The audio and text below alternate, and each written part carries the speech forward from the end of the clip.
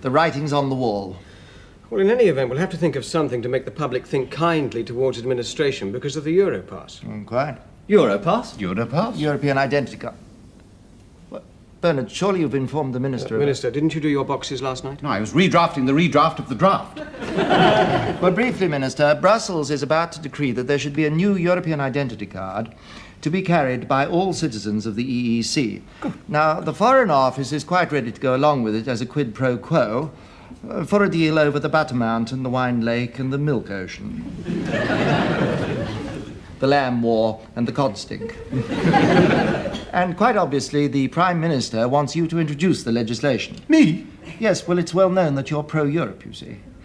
And it would simplify our administration enormously in the long run, so it's a good idea, don't you Good think? idea. Good idea. Good idea.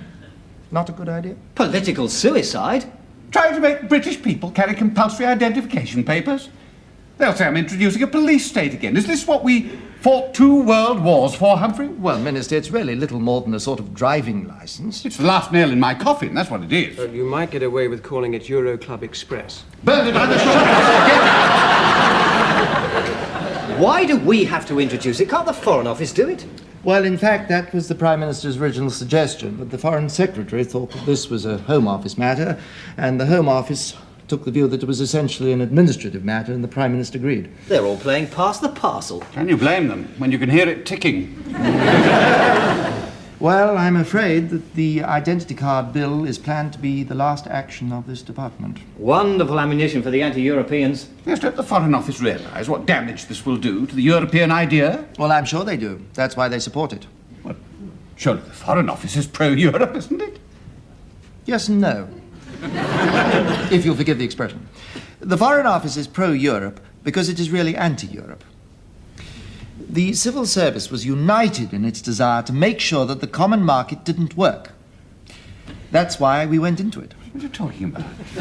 Minister, Britain has had the same foreign policy objective for at least the last 500 years, to create a disunited Europe.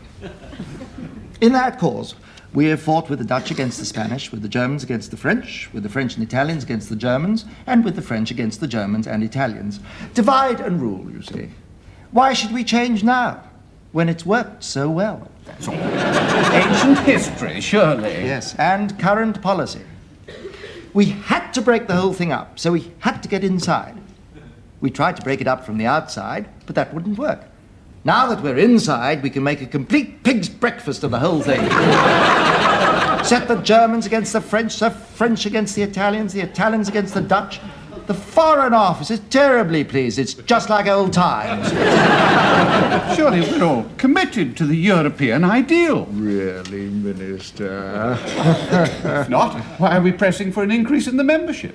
Well, for the same reason. It's just like the United Nations, in fact.